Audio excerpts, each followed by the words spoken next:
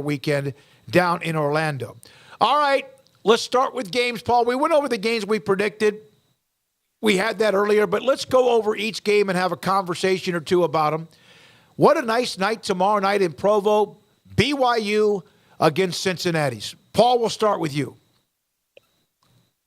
Yeah, I don't know what to make of this. I would think BYU is going to have the advantage at home, and Cincinnati's been a little bit scattershot this year. Emory Jones has looked really good, and he's looked like he normally did. So I wonder which one's going to show up. It's a really hard place to show up in Provo. We saw that with Baylor last year firsthand. So I do think, though, that the BYU is probably the better and deeper team right now as it stands. What do you think Paul's height? Like the giant pool, hey, by the way, roller coaster rides? Yeah, and Paul.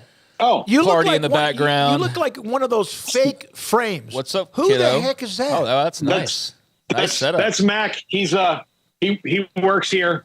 But there's the pool. Cool. So yeah, it looks dope. Is that the house you're staying at? Yeah, no, it's my friend, my best man at my wedding lives here. Okay, so okay. I'm staying with him. Hey, Yeah, you need to move to your right about a half a foot because otherwise it looks like you're Jesus looking down on us with that shine behind your shoulder. Maybe that is just natural shine. Maybe that is the case. There we go. So All I'm right. going to go Cincy BYU and close this on out. I'm going to go BYU as well. I think playing late at night on a Friday night in Provo is just going to make it a unique challenge for Cincinnati. I think that kind of changes what would otherwise, like a 2:30 game in Provo would be maybe a little bit different. But I think just that weirdness of playing, like we saw with Baylor last year, playing there on a late Saturday night, and just like they talked about how you have to sit around your hotel room all day long, and just like what a grind that was. And so I think that does definitely favor the Cougars. They've got to get better on offense. They have no run game. So like I don't know, that's the interesting part. Cincinnati can stop the run. BYU can't run, so then Slovis has to throw it around, and which could lead to a turnover. But Cincinnati's going to probably have to throw it around, and so it's two turnover-prone quarterbacks, and that's going to be ugly and interesting. But this is definitely a defensive game for both teams more so than as an offensive game. But give me the BYU Cougars at home. Yeah, I'll take BYU as well at home. If it was in Cincinnati, I don't know. But they played Oklahoma pretty well. Yeah. And respectable. And not that respectable's enough because you don't want any moral losses or moral whatever. But, all right, we all take BYU. By the way, it's BYU is who Cincinnati's playing. All right, Paul, this is the one. Kansas on the road against Texas. Texas still a heavy double-digit plus favorite to win the game in Austin, number 3 ranked team in the country. Yeah, Texas is probably just too deep for Kansas, but I expect this one to be kind of fun. I think Jalen Daniels is gonna let loose a little bit. I mean, he is the X factor of all X factors when it comes to the Big 12 and the quarterback. So I think he's gonna let loose and make it harder for Texas. This is, probably the most dangerous team they've seen, and they've seen Alabama offensively. So, that's saying a lot about where things are right now, but I definitely think that this will be fun. I just think Texas probably had too much for them in the end because I don't think that defensively that they can match up with Texas's weapons on offense. Yeah, this is going to be a great matchup. I think Texas defense versus Kansas offense is going to be a lot of fun to see just what that chess match is like. And then equally, we talked earlier, Matt Tate, Kansas defense has gotten better. And, Texas offense, they can hit huge plays. I think they still are developing their running game, which was why it was big to see Jonathan Brooks have a nice day against Baylor. But was that Baylor or was that Texas getting better in the running game? So, I'm fascinated by this, but I go Texas here. I just think that they've got a little too much firepower. And just if you were to go matchup by matchup, I think they either tie or they have an edge overall. So, give me Texas at home. The only thing Texas hasn't really done well, I know there was some thoughts about the deep ball, which they did really well against Alabama, and maybe they have to catch punts. Yeah, that was bad. And even then, it didn't hurt them. They also missed a field goal. Yeah, and that's very surprising because Auburn is so good at what he does. Texas always seems to have a great kicking game. So the special teams for them, they tighten it up unless they muff something, which could change everything. But, I think all of us, will they cover the spread? I don't know. I mean, that thing's getting large. It's like almost 3 touchdowns at this point. And you know what? Part of me thinks they probably could, but I'm going to give Kansas a little bit more of a benefit of the doubt and feel like they're going to keep this closer than whatever it is, like 17 and a half now. Yeah, Paul, let's say it's 17 for right now. It might be 18 by the end of the minute, but 17 points. Do you think that Kansas does Texas cover the spread? No, and here's why. Not because they won't be maybe up by that. Some game and Kansas is just in what the hell mode. Let's go try and do some crazy things. They're going to score a touchdown. If Texas is comfortable and leaning back, I just think that like 17 points against this Kansas offense is ripe for, Texas is going to win. But at the end of the game, Kansas is going to have nothing to lose but trying to make it crazy. So, yeah, something's going to happen that would cut that down, in my opinion. Okay, we all take Texas. We all took BYU. Yeah, I'm still seeing 16 and a half right now, so we'll see. Texas Tech must need a win in a situation like that. They're in a free fall. They just lost at West Virginia. Houston obviously seems to still be a mess, although they won this past weekend. Your thoughts, Paul, Texas Tech and Houston? I'm leaning Tech. I mean, both these teams are in a world of hurt right now. Houston can't seem to find themselves. Tech's, they thought they were going to be at least 3-1. Like, I think that worst case scenario in their head right now, they thought 3-1 with a loss to Oregon. And instead it's 1-3. And, who are we? Are we the team that was supposed to be all this hyped up? Yeah, I'm going to lean Tech because I think they have a little bit more. And it's going to be an emotional night with all of Mike Leach stuff. But I just got to lean Tech because Houston's just a mess roster wise right now. I knew that they were going to be, but I don't think they realized it was going to be like this. Yeah, this one's pretty easy. I'm going Tech. I'm going Tech at home in Lubbock. They thrive at home. The road's a different story, as we saw it the last week in Morgantown. There are definitely some concerns there. They're just not nearly as explosive offensively as you would like. I do think that the one thing the Tyler Shuck injury does, though, is it clears up any of the talk about the quarterback spot. Like, Baron Morton is the dude. Like, because Joey was getting annoyed with that. Yeah, bottom line, Baron Morton's the guy. Everybody knows that now. They can move on.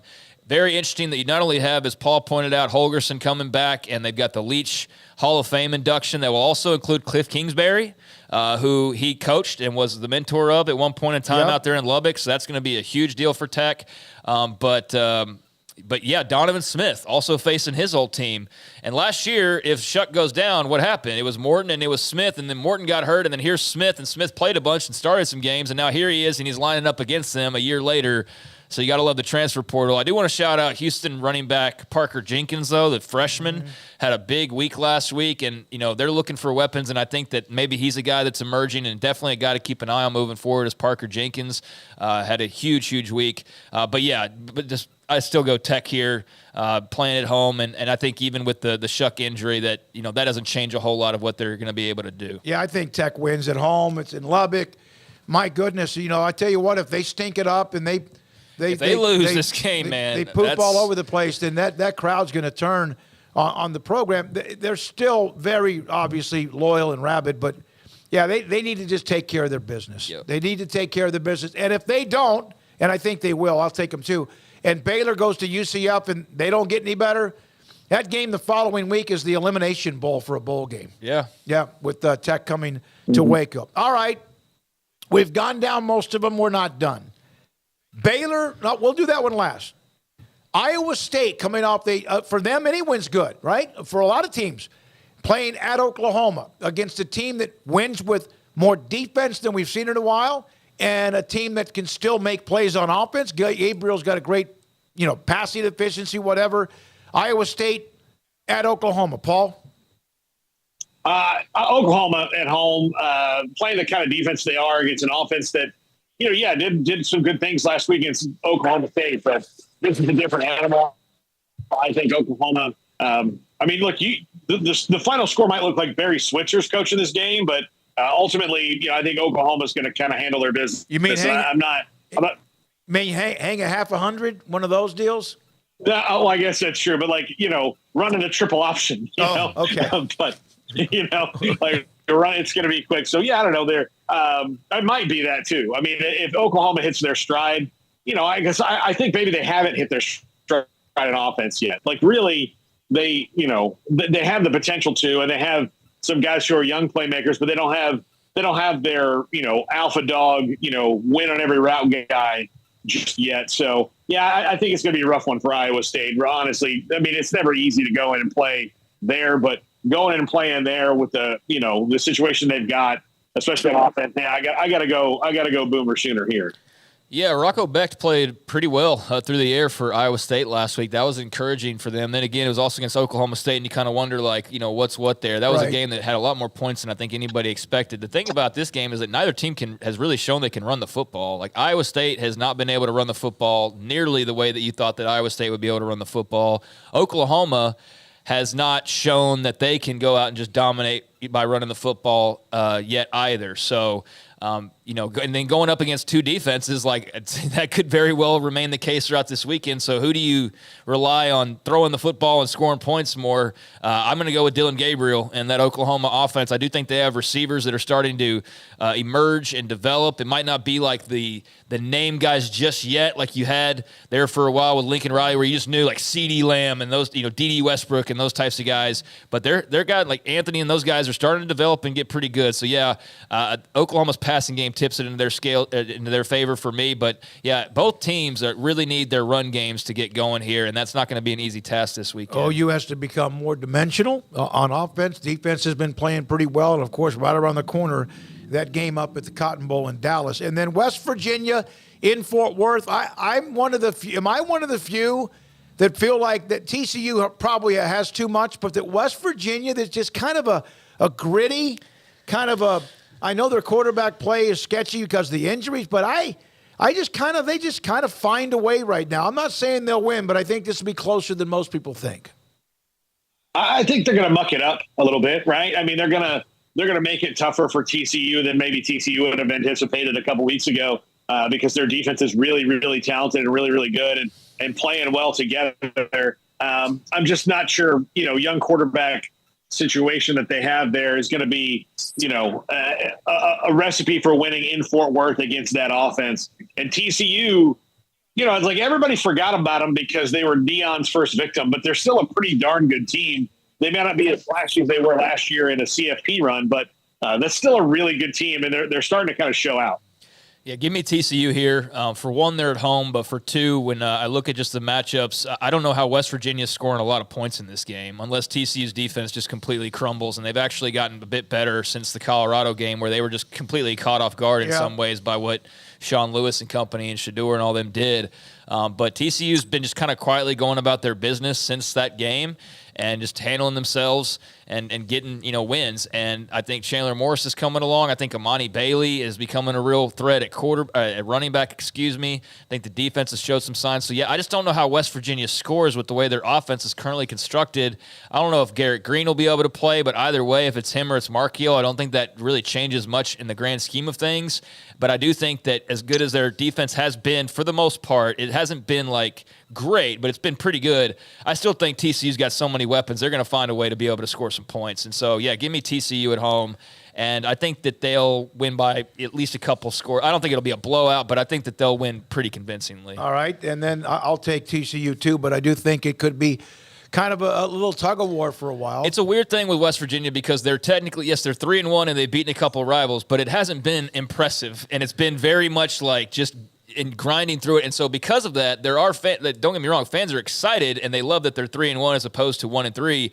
But there's also like they haven't been so impressive that you're like Neil Brown needs to get a contract extension. It's not like that in any way. Don't do that. Yeah. But they were not supposed to be this good, and they so far have found ways to win. Just keep winning games, and we'll see where it takes you. Now, Paul's in Orlando to see Mickey Mouse and Cape Canaveral, which is just a little bit to the east, but he's also there to cover UCF and Baylor. Game will start at 2:30 on FS1 on Saturday. We'll have our pregame here at 12:30. Paul will be back tomorrow for the full show here, 3 to 6 from Orlando, and then also the pregame show. Paul, go. Yeah, we'll be at Bounce House Social tomorrow, by the way, 4 to 7 if you're in the area. So come out and see us. It's down closer to the university. It's a really cool place. But that's where we'll be tomorrow. I think Baylor will probably move the ball a little bit more against this UCF defense because they're not great at stopping the run. But I don't know, like, is Blake Shapen going to play? Is Sawyer Robertson going to play? If Blake Shapen plays, is he 100%? If he's not, how much does that help or hurt them? I don't know. It's hard for me to see Baylor. I won't believe Baylor can score with any great regularity until I see it. So I've got to think that UCF kind of controls this one. All the emotions of the 2013 team coming back. Everybody loves Blake Bortles, so they're going to be back. So I'm leaning hard towards the Knights here, and Baylor's got to show me something before I pick them to win again. Yeah, I mean, I can't give them the benefit of the doubt anymore, like Paul has said, of like, oh, well, the potential, potential. We're a month into the season, you're 1-3. I don't want to hear about potential. You got to go out there and show it for me to actually, take it into account for a prediction. So, maybe next week we're going, hey, that running game actually did this. Baylor's got to be able to run the football in this game, and if they're not able to, like I've said a few times now, I think that's just another massive warning sign of how problematic that part of their offense has been. If Shapen plays, I do think it gives them a better chance, but I'm still not going to go ahead and pick them because I just feel like we've seen far more from UCF. Now, UCF's got to be able to stop the run. If they can do that, that'll take them a long way. Timmy McClain has been really good, but just different, but good different from John Rice Plumlee. So I think their offense will be fine. I think, a lot of it will come down to Baylor's offense and what they're able to do in the long run. But give me the Knights at home, and especially all the pageantry and the excitement that levels and all that jazz. Baylor's first road game.